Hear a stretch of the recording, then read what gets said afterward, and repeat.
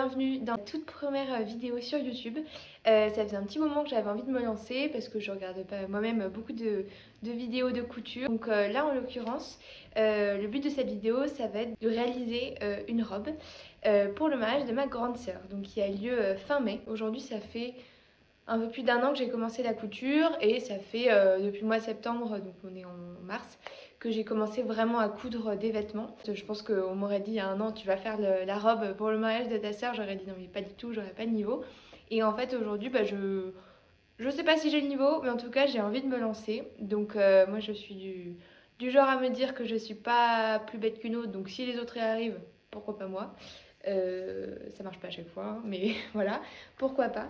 Donc pour cette première robe de cérémonie, enfin pour une occasion particulière, j'ai choisi un patron que j'adore et qui est le patron Cadix de Belen. Belen qui est une marque de patron vraiment mais qui ont un univers incroyable, qui sont romantiques, très travaillés, enfin vraiment c'est une marque de patron sublime.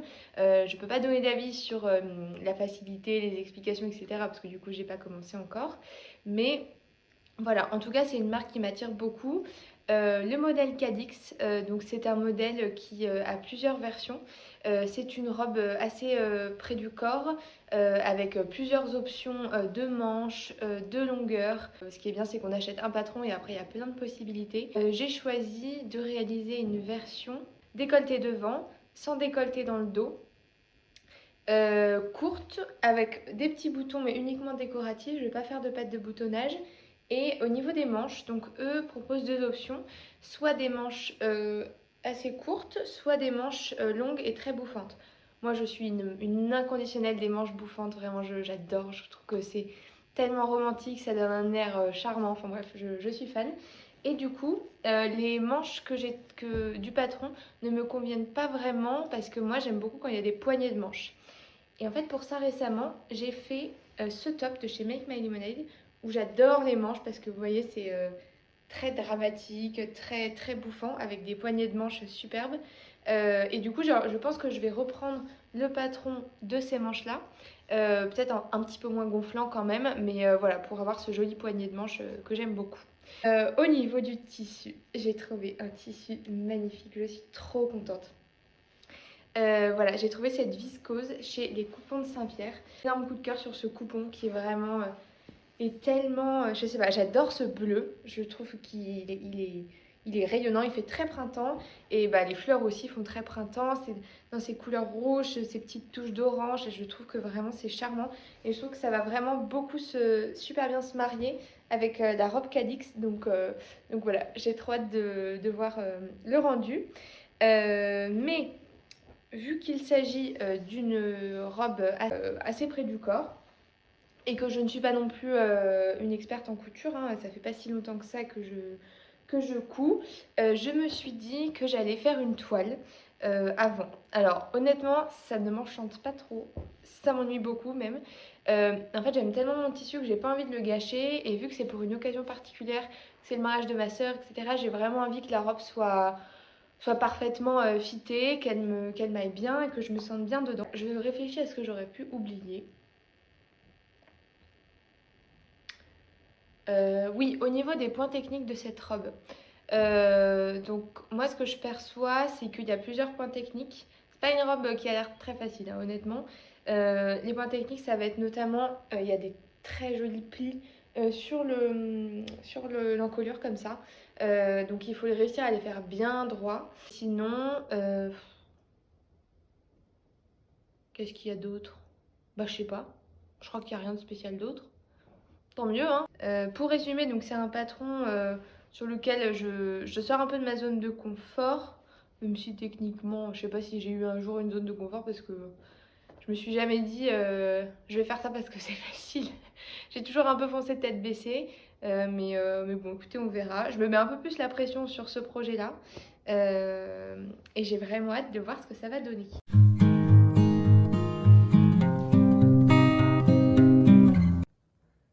Voilà, donc j'ai bien découpé mes pièces de ma toile, extrêmement bien repassées, n'est-ce pas?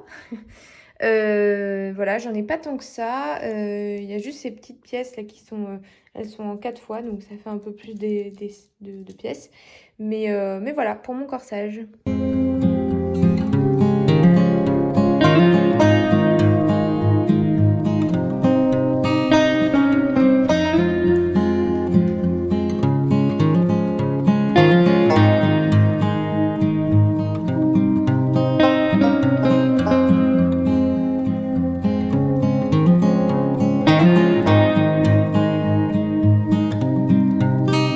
Alors ça y est, j'ai cousu mes empiècements sur mon haut et écoutez, je suis trop contente parce que je trouve que en termes de fit, on est vraiment pas mal du tout. Je trouve que c'est hyper flatteur.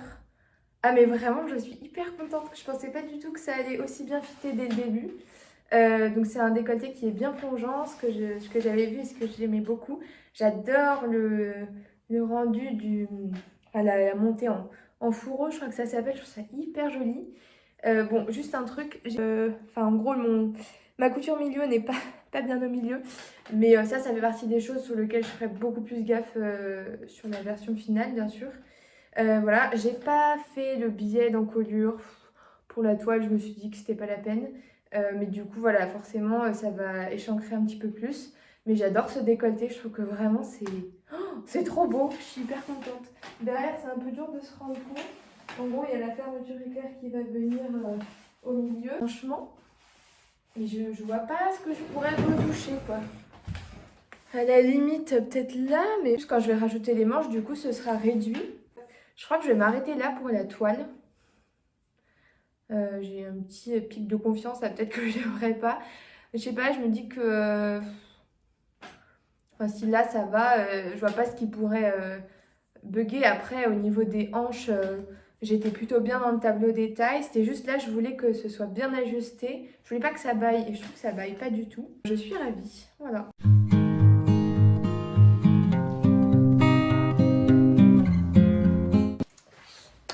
Ça y est, alors me voilà. Là, j'attaque enfin la vraie robe. Donc, j'ai découpé toutes mes pièces déjà, surfilé une partie. Pas tout parce que j'ai horreur de faire ça vraiment, ça m'ennuie, mais terriblement. Et du coup, j'ai regardé tout ce qui va être doublé, donc où les coutures seront pas apparentes, tout ce sera vers l'intérieur. Je me suis pas embêtée, j'ai vraiment surfilé que les coutures qui seraient apparentes. Donc, ça c'est fait. Je vais pouvoir commencer, donc comme pour la version avec le truc, avec la toile, je vais commencer par les plis ici, préparer mon devant. Donc voilà, je commence par ça.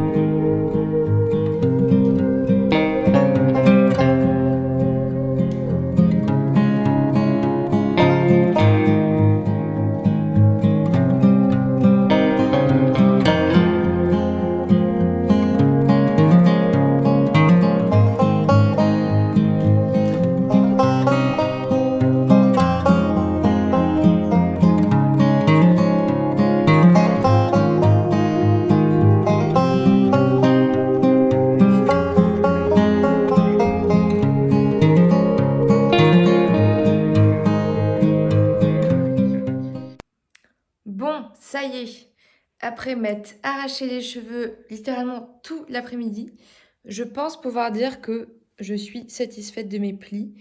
Voilà, bon, c'est pas parfait, mais j'arriverai pas à quelque chose de parfait, donc c'est pas grave. Donc voilà, ça c'est fait. J'ai pas énormément avancé, mais voilà, on fait ce qu'on peut. Bah, il faut que j'aille faire mon dîner, et je sais pas si je continuerai après ou si j'arrêterai. On verra.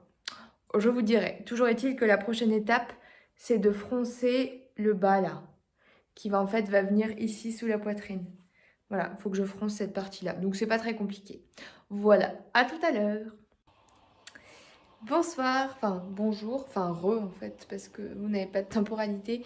Me revoilà dans la Golden Hour, que j'aime trop. Pour reprendre, finalement, la dernière fois, je n'ai pas fait mes fronces, donc je vais m'en occuper ce soir. Donc je vous montre. Voilà, donc ici j'ai mes deux pièces, et en fait je vais venir froncer ici et ici. Parce que comme ça fait un petit panier pour la poitrine, entre guillemets. Voilà, donc ça c'est la première étape.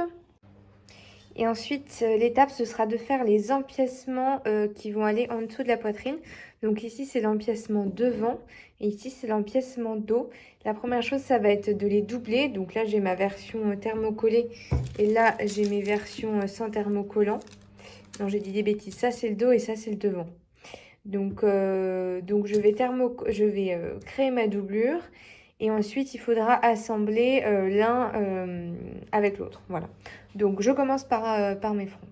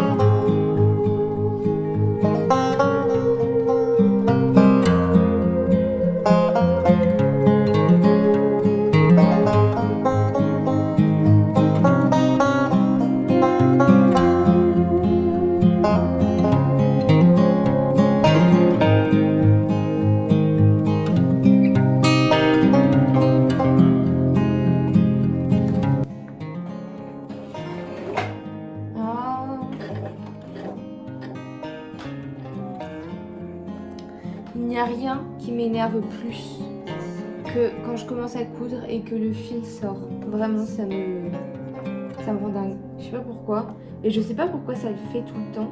Mais vraiment, ça me rend ouf. Bref, je suis assez tendue ce soir comme vous pouvez le voir. En fait, attendez, je vais couper la musique.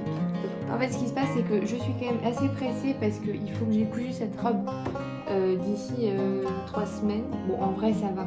Mais c'est juste que j'ai des grosses journées de boulot et il faut que je m'y remette le soir. Et du coup, j'en profite pas comme je devrais. Mais bon, allez, trêve de bavardage, on continue.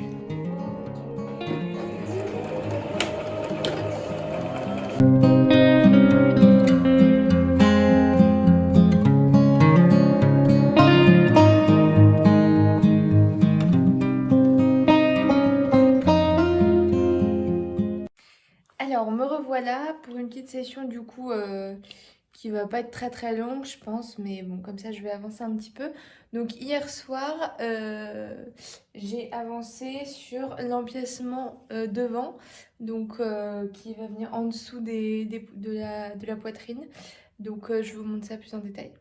Voilà, en gros, donc là j'ai mes deux devants qui vont sur la poitrine et ensuite j'ai la doublure avec le thermocollant et le pas doublure du coup.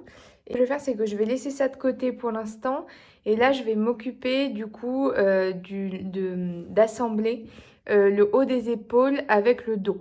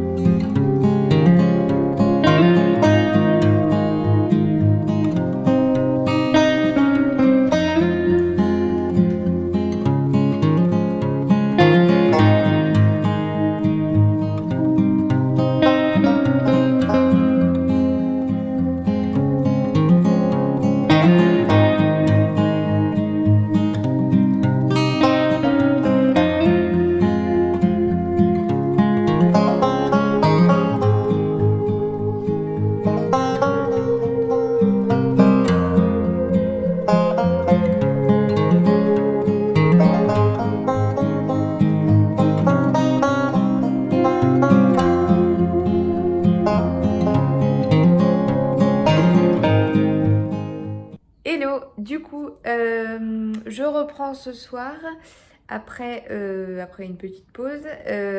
En fait, ce que j'ai fait la dernière fois, c'est que je vous ai pas montré. J'ai créé du biais. En gros, voilà, on en est, donc on n'a pas trop avancé, hein. Et en fait, j'ai créé du biais pour venir voilà, finir en fait mon encolure. Donc là, ce que je vais faire tout de suite, c'est que je vais poser le biais. Juste pour vous expliquer comment je l'ai fait, je l'ai fait à l'arrache, hein, clairement. J'ai suivi un tuto sur internet qui s'est révélé ne pas fonctionner. Je pense que j'avais juste pas bien mesuré. Donc j'ai fait n'importe quoi. Parce que j'ai des coutures en biais et des coutures en... Bon, bref, c'est pas très grave, écoutez, on va partir du principe que ça se verra pas trop. Enfin non, ça se voit pas le biais, donc voilà, c'est pas grave.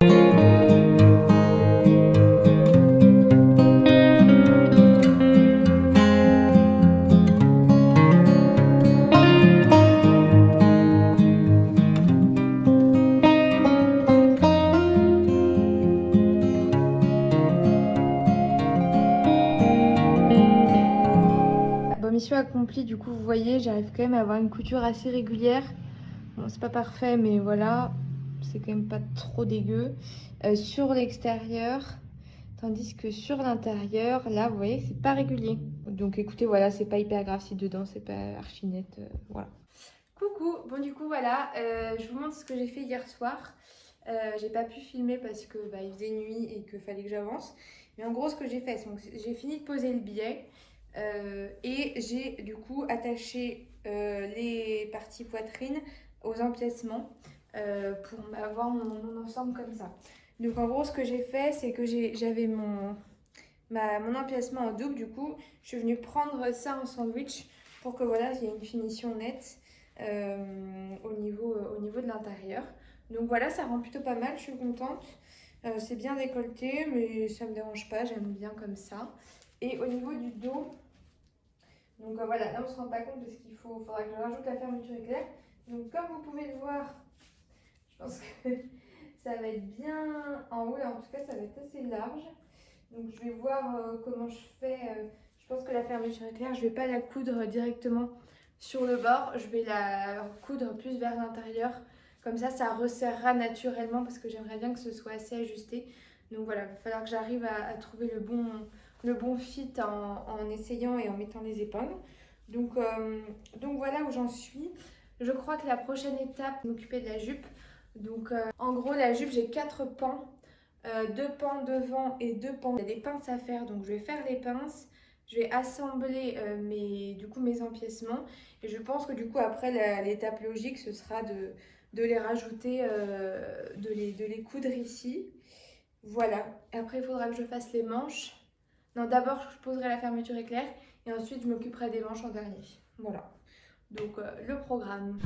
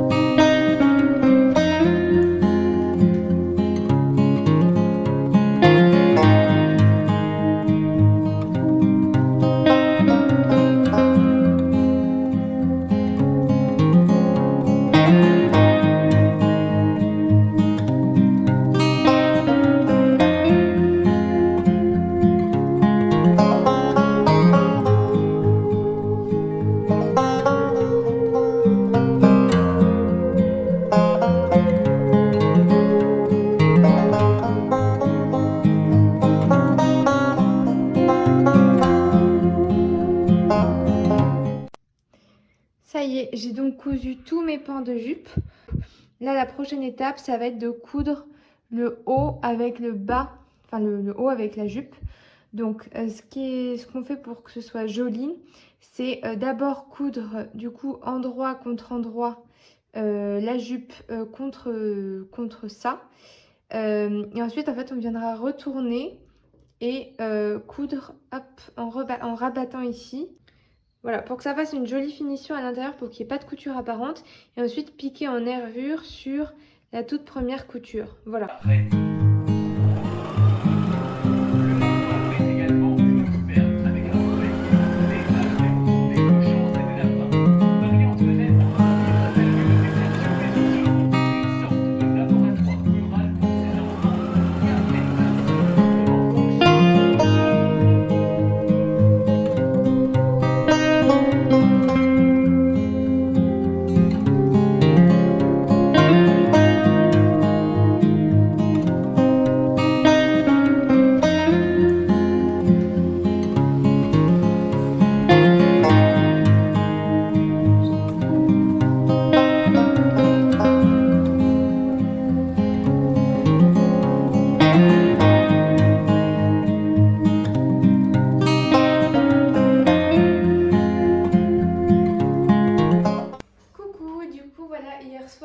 J'ai fini de poser l'empiècement milieu de ma robe, donc j'ai tout cousu à la main sur l'intérieur, donc ça me fait une jolie finition, je suis assez contente.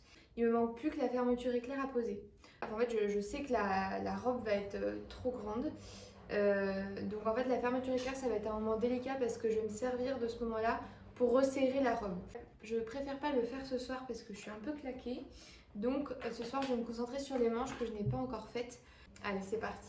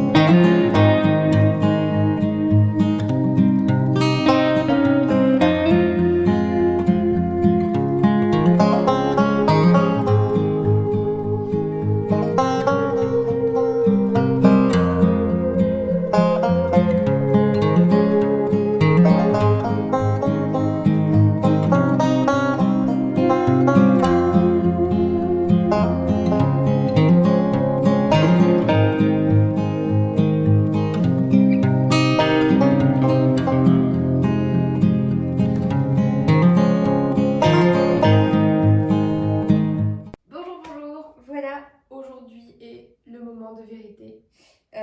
Donc voilà, la robe est prête à un détail près.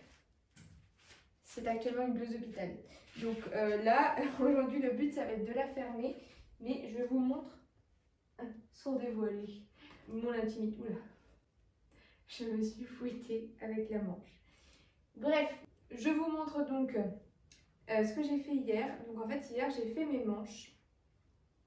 Et mes manches sont trop belles et vraiment... Mais je... Attendez, c'est gênant, je vais mettre une épingle.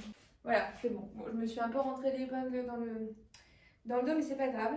Regardez comme c'est beau, je suis trop contente. Donc j'ai fait les manches que je trouve mais canon. Vraiment, j'adore. Voilà, comme ça. Je pense que ce que je vais faire, c'est que je vais faire des tests avec la fermeture éclair. Je vais commencer, je vais essayer et je verrai si c'est bien. Et si c'est pas bien, bah, je recommencerai.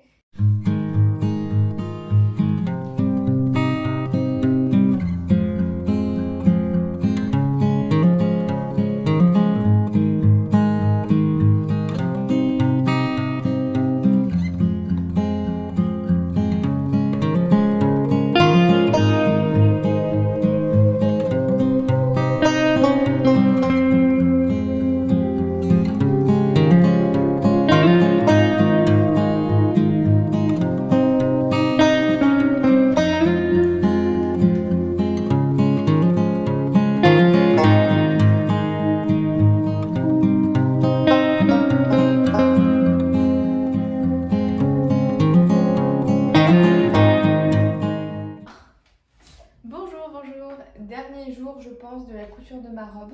Enfin hier comme je vous l'ai dit, j'ai posé ma fermeture éclair, donc elle me va nickel, je suis trop contente. Je suis un peu dégoûtée par contre parce que alors, de l'extérieur c'est propre hein, la fermeture éclair, mais à l'intérieur c'est affreux, c'est vraiment moche. Mais en fait je sais pas, moi j'ai d'habitude dans tous les patrons que je fais, il y a un moment, enfin c'est prévu de faire une jolie finition. Là c'était pas indiqué, du coup j'ai pas pensé à le faire. En fait je me suis retrouvée après avoir cousu ma fermeture éclair avec les deux bouts qui dépassaient comme ça. Donc j'ai fait ce que je pouvais pour les rabattre. Bon, voilà, ça pourrait être. Ça fait pas très haute couture, on va dire. Mais voilà, et sinon j'ai passé pas mal de temps à faire les finitions, à couper tous les petits fils, à bien surfiler. J'ai cousu mes petits boutons devant aussi. Donc ce qui me reste à faire aujourd'hui, ça va être d'ajouter les manches. J'ai trop hâte de voir les résultats avec les manches ajoutées.